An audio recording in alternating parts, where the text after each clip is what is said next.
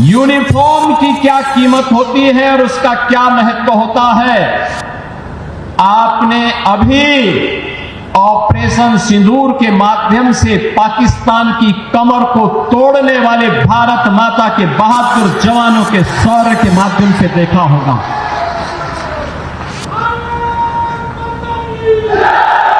आपने देखा होगा कैसे प्रधानमंत्री मोदी जी के मार्गदर्शन में भारत के बहादुर जवानों ने पाकिस्तान को चारों खाने चित्त करते हुए उसको उसकी ही औकात में लाने का काम किया है।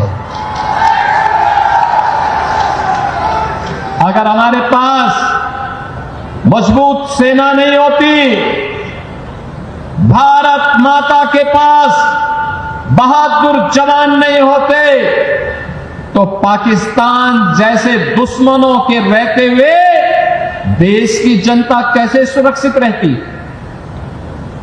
कैसे सुरक्षित रहती। अब तो भारत ने बता दिया है कि अगर हमारे एक नागरिक को भी छेड़ोगे तो अपने अस्तित्व के लिए जूझोगे, अपने अस्तित्व के लिए जूझोगे। और आज पाकिस्तान दुनिया के अंदर गुहार लगा रहा है कि जान बकस दो एक बार। बहनों और भाइयों, ये इसलिए क्योंकि पिछले 10 वर्ष में प्रधानमंत्री मोदी जी के नेतृत्व में सेना के आधुनिकीकरण को लेकर के, सेना के सुदृढ़ीकरण को लेकर के लगातार कार्य हुए हैं। और इसीलिए भारत की सेना दुश्मन के किसी भी प्रकार का मुकाबला करने के लिए सदैव तत्पर रहती है। अगर कभी दुश्मन ने कोई जरूरत की तो उसके घर में घुस करके उसको मार करके उसका काम तमाम करने की पूरी क्षमता भारतीय सेना के पास है। याद करिए 2017 के पहले का उत्तर प्रदेश कोई सुरक्षित नहीं था। सायंकाल होते होते सड़कों पर कर्फ्यू जैसा दृश्य दिखाई देता था। उपद्रवी और उत्पाती सड़कों पर आकर तांडव करते थे। न बेटी सुरक्षित थी, न व्यापारी सुरक्षित था।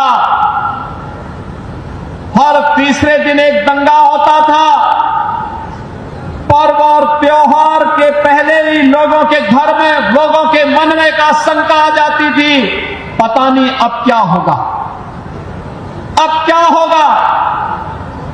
प्रदेश में विकास ठप हो गया था। एक तरफ उपद्रव और दूसरी तरफ अंधेरा। इन दोनों के बीच का समन्वय था समाजवादी पार्टी और पहले की 2017 की पहले की सरकारें।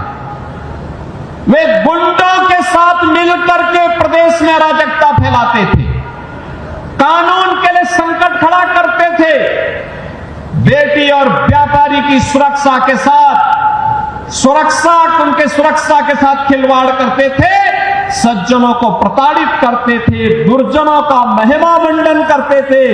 यही पिछली सरकारों का कार्य था। और जब विकास एजेंडे में नहीं होता है तो फिर सरकार कुछ कर नहीं सकती। याद करिए, कासगंज जनपद का निर्माण 2008 में हुआ था। 2008 में बहुजन समाज पार्टी की सरकार थी। उसके बाद 5 वर्ष समाजवादी पार्टी की सरकार रही।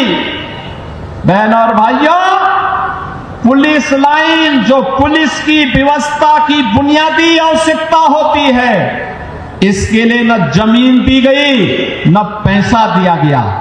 और केवल कासगंज नहीं, उत्तर प्रदेश के लगभग 12 जनपद ऐसे थे जिनमें जिला मुख्यालय नहीं थे, पुलिस लाइन नहीं थी, डीएम और एसपी भी किसी ब्लॉक में बैठने के लिए मजबूर होते थे। बुनियादी सुविधाओं के अभाव में कैसे 25 करोड़ जनता की कोई सुरक्षा करता।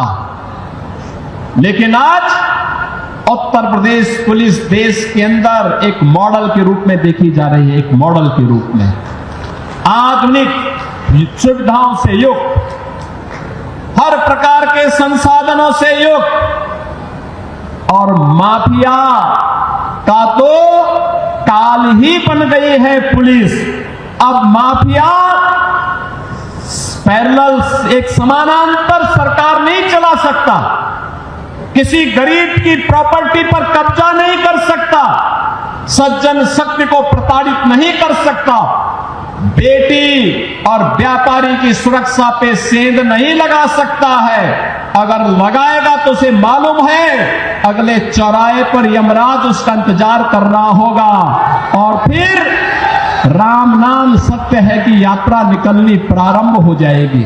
विकास ऐसे ही बढ़ता है। शोरों का पर्यटन विकास होगा।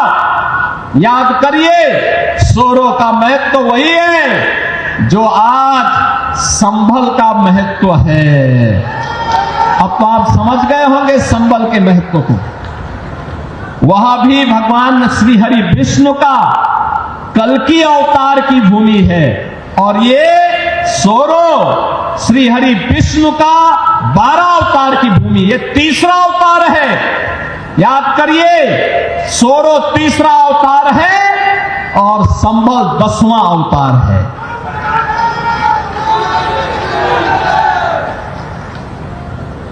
श्री हरि विष्णु का ही अवतार भगवान श्री कृष्ण भी हुए और श्री हरि विष्णु का ही अवतार मर्यादा पुरुषोत्तम भगवान श्री राम भी हुए।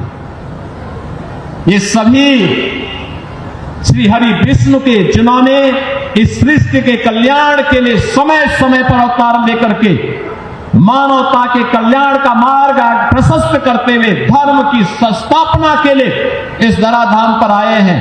पर्यटन विकास के माध्यम से जैसे आज अयोध्या का विकास हुआ है, जैसे आज मथुरा वृंदावन के समग्र विकास की एक बड़ी कार्य योजना को लेकर के हम आगे बढ़े हैं, ऐसे ही सोरो के विकास के कार्यक्रम को लेकर के भी हम आगे बढ़ेंगे। इसके माध्यम से कासगंज का विकास होगा। जैसे प्रयागराज महाकुंभ में करोड़ों की संख्या में श्रद्धालु जन आकर के वहां पे आस्था के व्यक्ति को भी प्रदर्शित किए, लेकिन आस्था को आर्थिकी के साथ जोड़ा जा सके, इसका उदाहरण प्रयागराज ने दिया है। ऐसे ही आपका सोरो भी देगा। और इसलिए बहनों और भाइयों, विकास की इन सभी परियोजनाओं के लिए आगे बढ़ते हुए कासगंज वासियों को इस बात के लिए आश्वासन देते हुए आज मुझे यहां बताते हुए प्रसन्नता है, यहां पे कुछ प्रस्ताव हमारे जनप्रतिनिधियों ने हमें दिए हैं। इसमें ये प्रस्ताव मुख्य रूप से एक कासगंज का है, नदई पुल का सुंदरीकरण और उसके पुनरुद्धार की योजना का है, कासगंज की पौराणिक परंपरा को एक म्यूजियम के रूप में सजोने का है और म्यूजियम के रूप में सजोने की इन परियोजनाओं के लिए हम अपनी सहमति दे रहे हैं। कासगंज वासियों में अपनी पौराणिक परंपरा के बारे में इस बात की जानकारी हो सके।